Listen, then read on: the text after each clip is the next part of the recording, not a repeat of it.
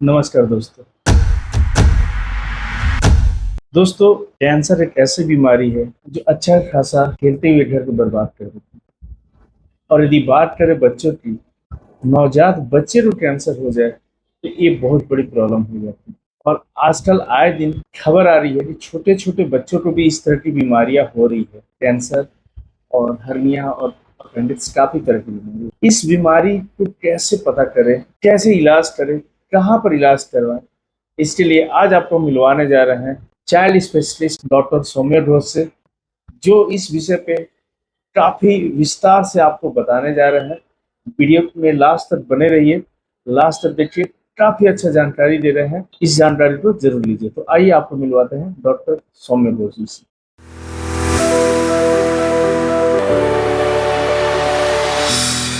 Sir, जैसे हम लोग हर्निया और अपेंडिक्स कर रहे हैं, तो क्या बच्चे में कैंसर या हार्ट अटैक की भी केसेस वगैरह आती है क्या? पीडियाट्रिक कैंसर्स तो आती है, डेफिनेटली हम लोग हैंडल भी करते हैं। पीडियाट्रिक कैंसर्स एक्चुअली जो मेडिकल मैनेजमेंट वाले हैं वो ऑन्कोलॉजिस्ट वाले हैंडल करते हैं, और जिसमें ऑपरेशन की जरूरत है वो हम लोग हैंडल करते हैं। काफी पीडियाट्रिक कैंसर्स आते हैं, जैसे आपका किडनी का कैंसर हो गया, या आंत में कोई कैंसर हो गया, या फेफड़ा में है। तो ऐसे कंडीशन में ट्यूमर या कैंसर को काट के निकालने का जो सर्जरी होती है वो हम लोग करते हैं। कई बच्चे को ऑपरेशन के बाद या पहले कीमोथेरेपी या रेडिएशन भी लगता है, उस हिसाब से बच्चे का जो चांसेस है उस हिसाब से मैनेज होता है। सर, तो ये कीमो तो अपने आप में काफी टफ चीज है। बड़े लोग को भी देखते हैं कि उनको चढ़ता है कीमो, तो उनको भी काफी स्ट्रगल करना पड़ता है। बिल्कुल। फिर बच्चे कैसे सरवाइव कर पाते हैं कीमोज वगैरह इस तरह? एक्चुअली बच्चे का कीमोथेरेपी जो रेजिम है, ठीक है, वो बच्चों के हिसाब से बना हुआ है। तो सर्जरी इसमें एक मेन स्टे डेफिनेटली होती है, सर्जरी जो कैंसर का होती है। लेकिन अगर आपका कैंसर फैला हुआ है, मानिए हायर स्टेज कैंसर है, तो उसमें कीमोथेरेपी बच्चे को देना पड़ता है, नहीं तो सर्वाइवल जो होता है वो चांसेस कम हो जाती है। तो नॉर्मली सर कैसे कैंसर डायग्नोसिस हो पाएगा? ये किसी ऑपरेशन के बाद ही पता चल पाता है या पहले भी डायग्नोसिस हो पाता है? नहीं, जनरली आपका बच्चा सिम्टम लेके प्रेजेंट करता है। जैसे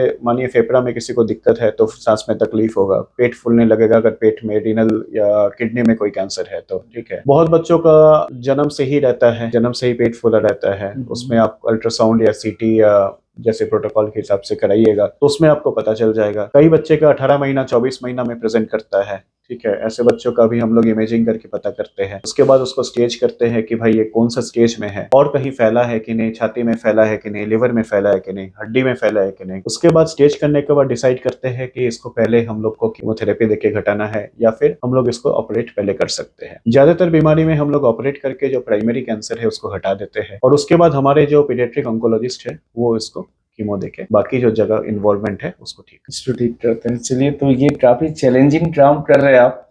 एक छोटा बच्चा, उसको ऑपरेट करना काफी क्रिटिकल होता है और उसको आप ऑपरेट कर रहे हैं। तो सर, ये ऑपरेशन के लिए क्या क्या सेटअप की रिक्वायरमेंट होती है आपको, और मेनली आप खुद अपने आप को प्रिपेयर करते हैं? क्योंकि कभी कभी तो आपका पर्सनल भी केसेस आ जाती होगी, जी जी आपके जी। बहुत क्लोज किसी का आ जाता है, तो उस केस को आप कैसे हैंडल कर पाते हैं? देखिए, जहाँ तक सेटअप की बात है, पीडियाट्रिक सर्जरी के लिए मिनिमम आपके पास एनआईसीयू या पीआईसीयू तो होना ही चाहिए, क्योंकि काफी बच्चे ऐसे होते हैं जो आपका ऑपरेशन के बाद सांस में तकलीफ के कारण आईसीयू सेटिंग लगता है। वेंटिलेशन मैंडेटरी है, ऐसे बच्चों के लिए वेंटिलेशन होना चाहिए। और बाकी आपका जो टीम है, डेफिनेटली उसमें एक पीडियाट्रिशियन होना चाहिए, एक न्यूबॉर्न स्पेशलिस्ट होना चाहिए, ठीक है। आपके एनेस्थेटिस्ट जो है वो आपका बच्चों के एनेस्थेटिस्ट होना चाहिए, क्योंकि बच्चों का एनेस्थेशिया बहुत ही ज्यादा चैलेंजिंग चीज है, तो वो आपके एनेस्थेटिस्ट टीम में डेफिनेटली रहना चाहिए। बाकी आपका मेंटल प्रिपरेशन तो डेफिनेटली देखिए, ये एक टीम वर्क है, हमेशा ही पीडियाट्रिक सर्जरी एक टीम वर्क है।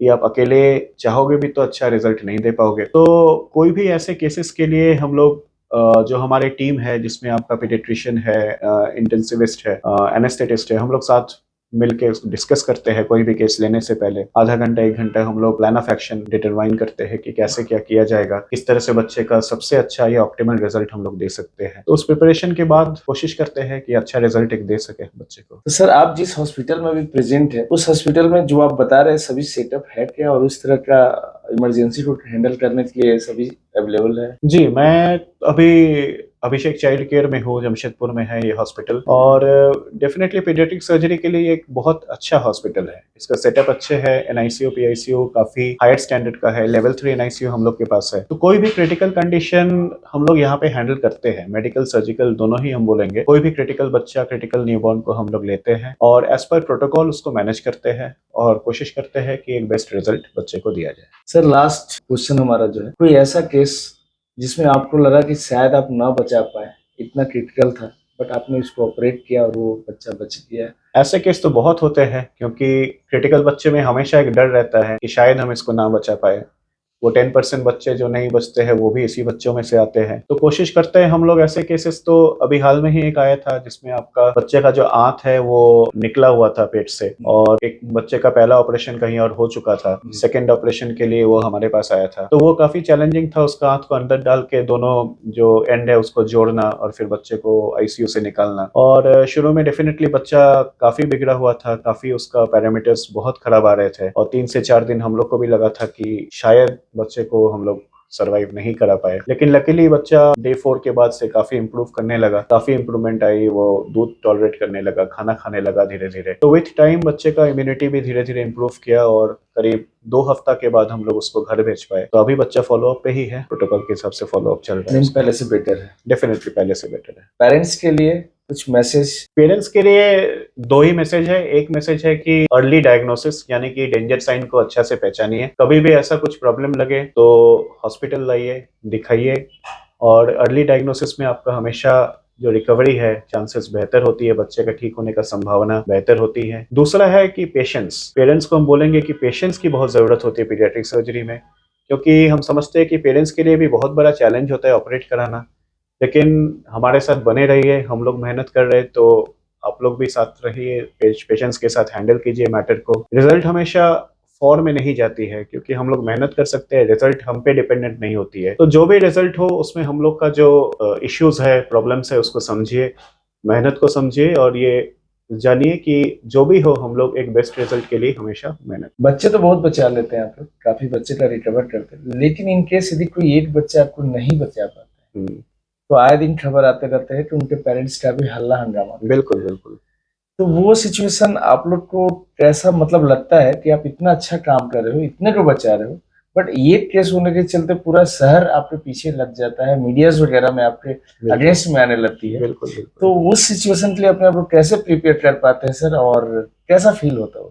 देखिए, और इसमें ये है कि जनरली पेशेंट्स जो आते हैं काफी लेट से उनके रिश्तेदार उनको लाते हैं, काफी क्रिटिकल बना के लाते हैं, लास्ट स्टेज में लाते हैं, काफी डॉक्टर से इलाज करा के या जो भी घरेलू इलाज करा के काफी लेट से पहुंचते हैं। तो ऐसे कंडीशन में उनके जो चांसेस होती है वो ऐसे बहुत कम होती है। आप कितने भी इमरजेंसी मैनेजमेंट कर लो, बहुत डिफिकल्ट होती है। लेकिन आप पेशेंट को छोड़ नहीं सकते हो। अगर कोई बच्चा इमरजेंसी में आया है तो उसको आपको हैंडल करना ही है, चाहे कितना भी चांस हो, चाहे 1% चांस हो। तो पेशेंट्स ये केयर गिवर ये जनरली समझते नहीं है, वो आके प्रॉब्लम क्रिएट काफी बार करते हैं अगर उनके हिसाब से रिजल्ट नहीं है। तो इसलिए हम यही बोलेंगे कि पेशेंट को जल्दी लाइए, जल्दी रेफर करवाइए या जल्दी मैनेज करवाइए, ताकि आपका एक बेटर आउटकम हम लोग दे सके। बहुत अच्छा बात बताया, कम समय में काफी कुछ बता दी, और होप है कि पेरेंट्स को और जो न्यू बॉर्न बेबी है उन लोगों को रिकवर करने और सही जगह ट्रीटमेंट का ये मिल पाए कि कहाँ जाना है, कैसे जाना है और क्या क्या सिम्टम चेक करना है।